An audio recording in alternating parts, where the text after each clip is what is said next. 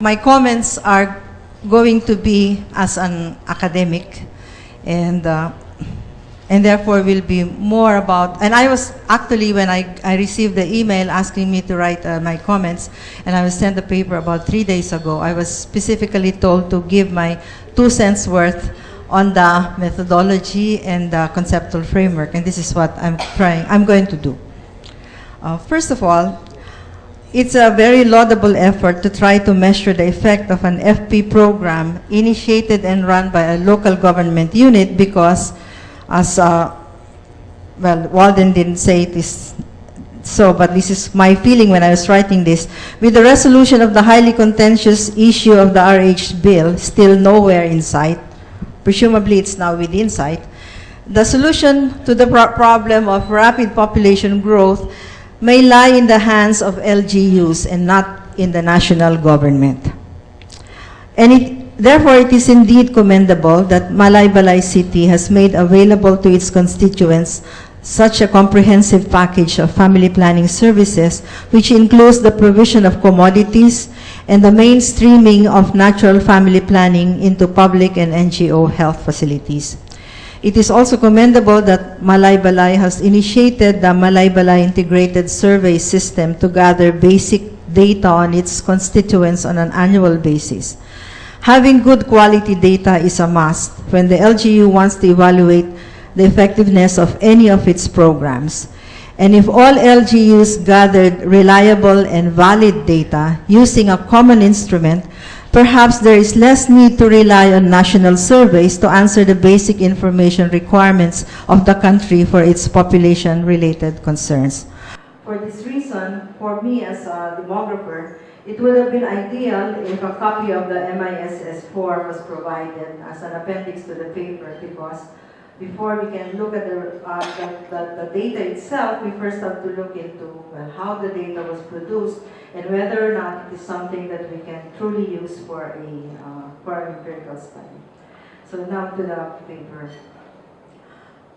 Really, while I was reading the paper, the main question that runs through my mind is a question of attribution, and I'm sure that the team had grappled with this issue as well.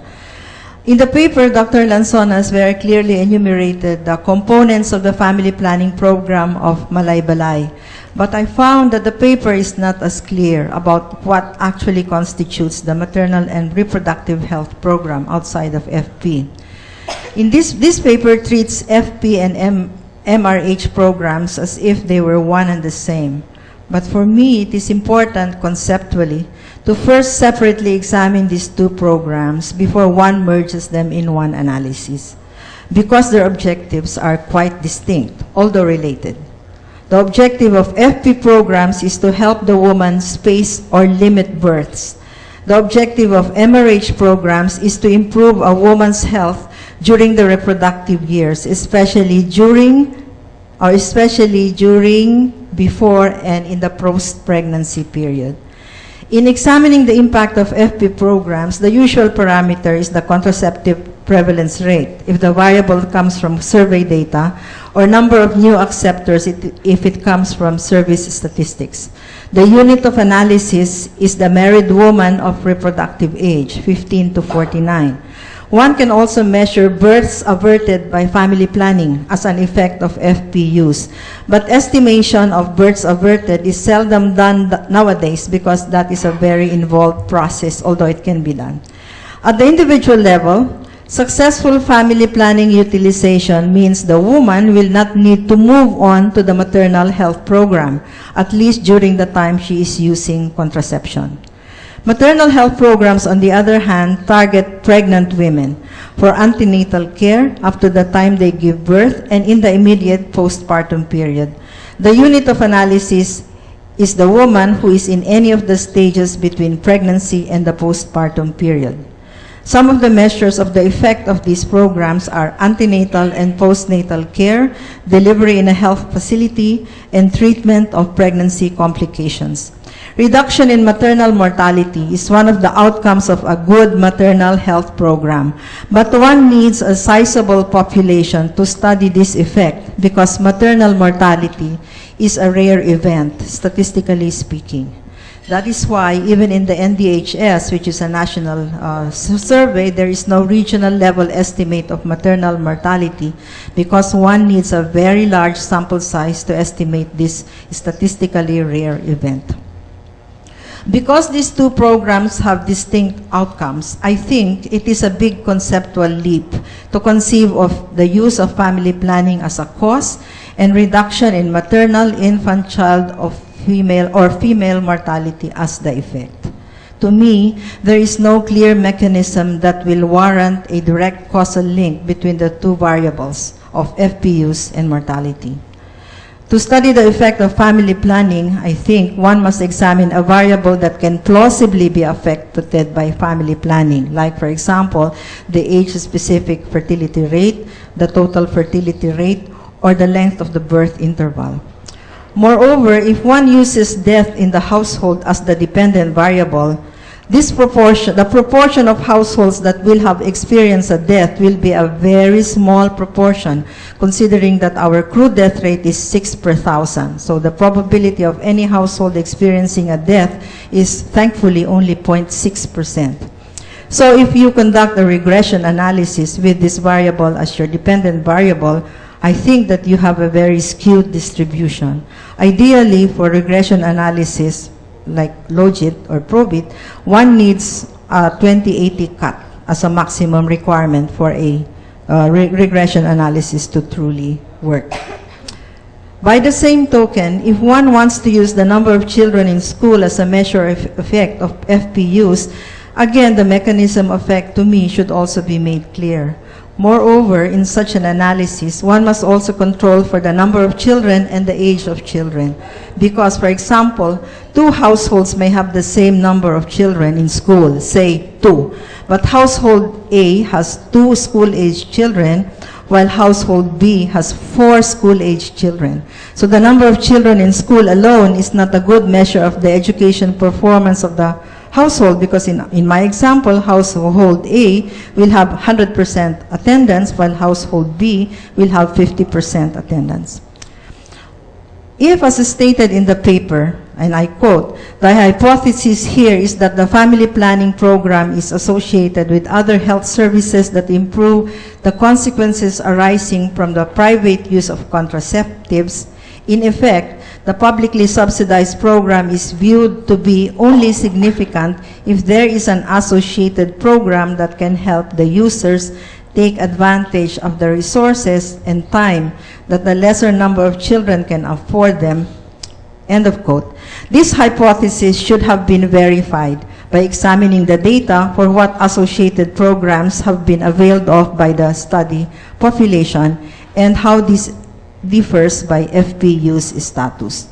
I think that one cannot use FPU's status as a proxy for availing of these associated programs. So one needs to verify if that is a viable hypothesis. On the presentation of the data, I have a number of suggestions and comments. Number one, coming from us, the survey, writing about surveys, I was looking for the N of cases. It would be good to indicate the number of cases in every table that shows results to help the reader get a sense of just exactly how many cases are being referred to. Because some tests may not run well if you have too few cases. Number two, it will be good as well to indicate what % of married women of reproductive age are using contraception, rather than % of reproductive couple, because that is harder to measure. Your denominator is, it's hard to measure if your denominator is couple rather than women. And in any case, if a woman gives birth, meron naman siyang kapareha siguro. Number three, the accepted age range for child mortality is 0 to 4. So the wider age range that was used apparently in the study of 2 to 17 would have inflated the incidence of death at the household level, and is rather misleading because that is no longer child death. It is also not clear to me what age range is referred to for the incidence of death of mother. If it refers to maternal mortality, then there are too few cases. As you showed in your result, there were only 4 maternal deaths for any meaningful analysis to be done. If it refers to female mortality, which is 18 to 60, then this is not an appropriate age range if your independent variable is FPUs, because certainly the age range is well beyond 15 to 49, which is the reproductive ages. In Table 3, I found that the birth spacing, which I presume to be the gap in years between two births, does not seem to be affected by FEP use. In fact, between the first and second birth, public FP users have the lowest birth intervals. And non-FP users do not seem to be disadvantaged by not using FP because the birth intervals are not significantly different. So maybe you should look at other ways of differentiating the three groups together. I have konti pa. On the use of the panel data. The advantage of panel data is that it allows one to examine causality better because each respondent is his own control. Thus, there is no need to account for differences in the sample between the time periods because they are the same persons with the same background characteristics from one survey to the next. So in panel data, one usually analyzes change in some desired variable and explains the change as accounted for by some hypothesized causes.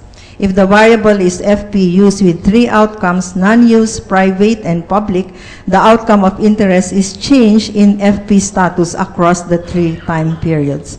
And well, for this, it gets rather involved because if you have three initial states, you have 9 possible transition statuses. But that is one way to take advantage of the fact that you have panel data.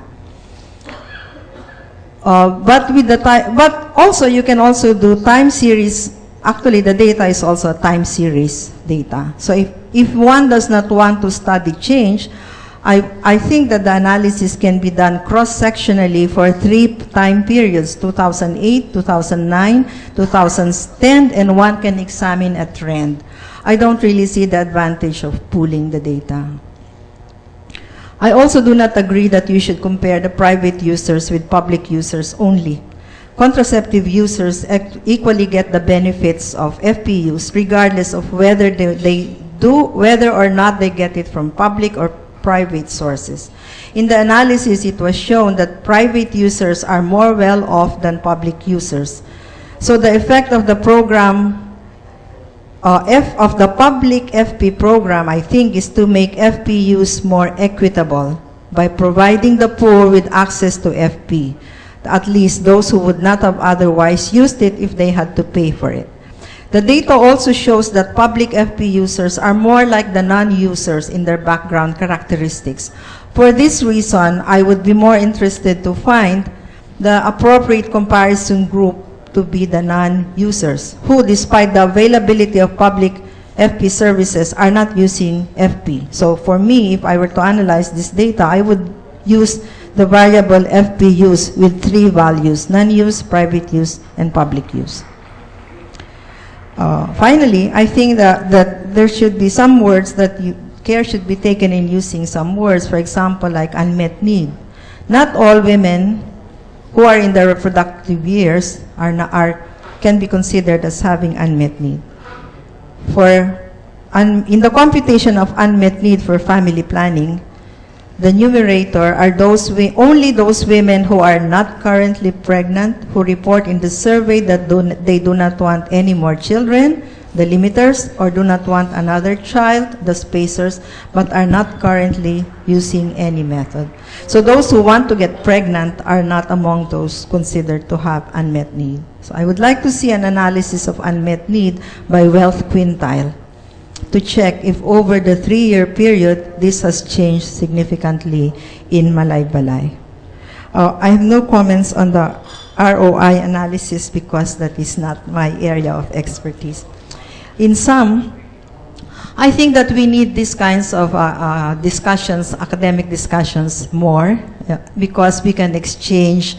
I mean, this is the accepted practice in where Dr. Lanzone and I work in the academic field, is we get to present our findings and other people will react to it because this is a way by which we can improve our work. So this is not a critique of the work of Dr. Lansona. If I had done this and presented my own paper, I'm sure he will also do exactly the same, because this is one way by which we can improve the database and the analysis that we have for the data that we are collecting. And we would also like to get access to this data or other data that the League of Municipalities have, because we have graduate students who can also analyze and can use this as an exercise in how to gather data better, or and then how to process data better. So, thank you very much for having me.